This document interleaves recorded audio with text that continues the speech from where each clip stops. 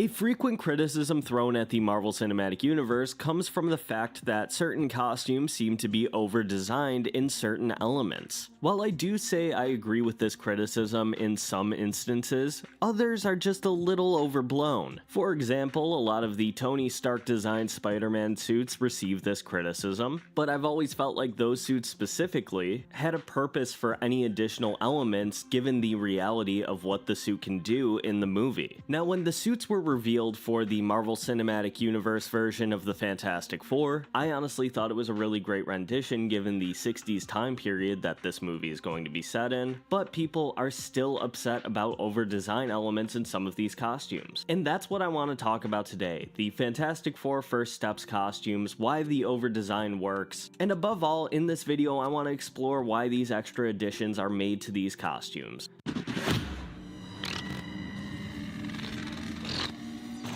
Let's start with looking at some of the earliest iterations of creating superhero costumes for film. Back when these characters debuted in black and white serials back in the 40s, there wasn't really a desire to make them work in a realistic setting. Film itself at the time was a lot more exaggerated, over the top, and these serials weren't supposed to be taken very seriously. They were short episodes that would entertain crowds before a movie would start. So making a Batman or Captain America costume that could have been purchased at a Halloween store wasn't that big of an issue when it was used on screen. After all, superheroes were primarily just children's entertainment back in those days. And we even saw this bleed over into the Batman of the 1960s, which really had the tone of just bringing a comic book to life. And to match that, the costumes looked intentionally camp and straight out of the comics that were being printed at the same exact time. But then we get into the 70s and 80s. Spielberg and George Lucas create a new standard for what a blockbuster movie with kind of fantastical elements can be. And we see this inspire movies like Richard Donner's Superman.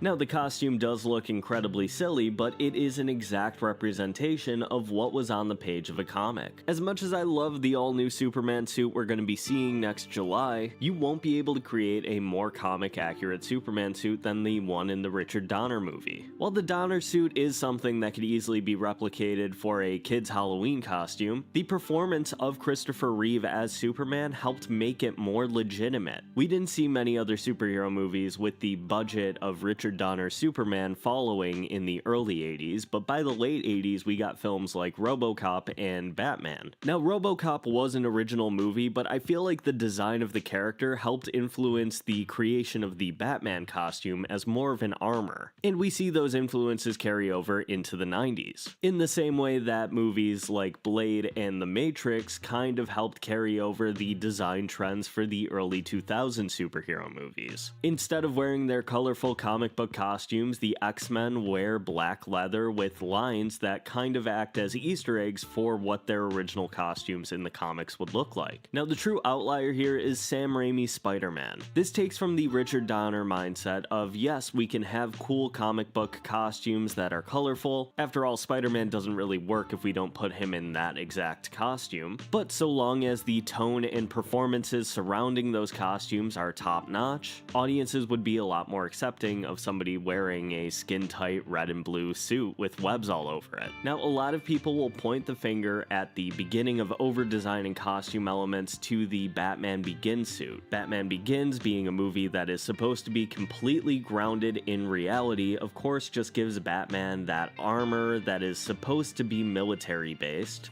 but it's covered with bat details. Now, I've never liked this suit as a Batman suit, but I think it works well within the confines of the Dark Knight trilogy. But I'm gonna be honest, I don't really see the effects of that costume design on the Marvel Cinematic Universe. If anything, the Sony and Fox Marvel movies that followed the Dark Knight take away more from this than anything in the MCU, which, let's look at it chronologically. Iron Man, a fantastic adaptation of the Iron Man suit from the comics. And I think the same thing can be said about many of the characters that followed it up until we get to Captain America. Now, I think the Captain America the First Avenger suit is a really smart adaptation of that character. The initial propaganda version of the suit is of course a pitch-perfect version of the Captain America of the comics, but seeing that guy run into battle just didn't make that much sense. Of course they would adorn him with the same color scheme that he had before, but make it more period appropriate with World War II era gear. And while I'm not a huge fan of the suit he wore in the Avengers, it serves its narrative purpose, and they even make reference to the fact that it looks a little outdated. But then we get to phase 2 and 3, where a lot of these problems begin to rear their head. Many people point at Vision as being extremely over-designed. This one I disagree with, because if we look at the narrative of the movie, we have 3 different characters that influenced Vision in his design and appearance. Ultron created the base of the character, Tony Stark and Bruce Banner to some extent helped finish the early version of the character, and Vision himself had his own influence on the design of what he looked like. He was surrounded in a room filled with costumed heroes, and he just kept adding on to the design. Then, a couple movies later, we get the first appearance of Spider-Man in the MCU. Now, let me take you back to Spider-Man at this time. The Raimi suit was a great rendition of the character on screen at the time those movies released. Then we have the Andrew Garfield suit from the first Amazing Spider-Man movie, which I think carries a lot of those Dark Knight tendencies over. In the behind the scenes, they talk about how they tried to make the suit as realistic for a teenager to make as possible, and we also see the construction of the suit happening in the movie. But then we get what I consider the perfect Spider-Man suit on the big screen. The Amazing Spider-Man 2 suit was so perfect, but it was stuck in such an aggressively middling movie. So in the lead up to Spider-Man's appearance in Captain America Civil War, there was a lot of discussion on how the MCU was going to choose to adapt this character's costume. And we didn't see the first appearance until the second trailer for the movie just months before its release, with the part that stole the show being the anamorphic lenses. Now, this has always been a key feature that has made me really like the MCU Spider-Man suit, but a lot of people have their own hang-ups given the additional lines that are featured on the suit. Now, in the reality of the MCU, the Stark suit and every subsequent suit that followed is outfitted with a ton of tech, and we see the interior when Ned and Peter are attempting to hack the suit. This, along with the vacuum seal ability of the suit, has always justified those additional lines on the costume. The designer looked at all of the abilities that this suit possessed and kind of thought, okay, how would this work into the outside of the costume also? Something that is not added in the final suit that we see in No Way Home. This one is completely handmade by Peter Parker, so it doesn't include those additional details. While you may not like the additional lines on the suit, I do feel like there was a purpose in adding them. They're not just there for the sake of adding additional lines onto a costume for no reason. But that brings us to the Fantastic Four suits in First Steps. Now, I really like these suits. I think they work very well for the period the movie is set in. I like that each character has their own unique color combination, but that hasn't stopped fans from nitpicking certain details on each of these costumes. Now, we won't know the purpose of everything until the movie comes out, but I believe that they're there to reflect their abilities. The 2015 Fantastic Four had this idea that I don't remember if it was included in the movie, but each of the suits worked to help them develop and control their powers, and I believe that's kind of what we see here. Reed would need a suit that's capable of stretching with him. Johnny would need a suit that he could fully ignite with, which, by the way, an awesome detail in this suit is the fact that the texture of the costume make his full form as the Human Torch look exactly like the Jack Kirby design, which I think is a really nice touch. And the discussion of whether or not these costumes are going to carry over into the MCU following Doomsday has been a very hot topic. They reflect the 60s very well, but not really the modern day. And with that, I just have to say, I don't think it matters. I really like these costumes on these characters, and I could see them fitting well into the MCU. But ultimately, is there a larger problem with the MCU and their costume design? I see the term MCUifying thrown around whenever a new costume comes up. And while the MCU does have its misses with costumes, Thor Love and Thunder, I'm looking at you, I think they ultimately hit the nail on the head more often than not. There is a balance between making something practical in real life and comic accuracy, and for the most part, I'd say the MCU does a pretty good job striking that balance. Having something be comic accurate does not always mean it looks right. I think there's a few examples where that is extremely evident. Those are just my thoughts though. Please let me know what you think about this down in the comments below, and I will see you in the next video.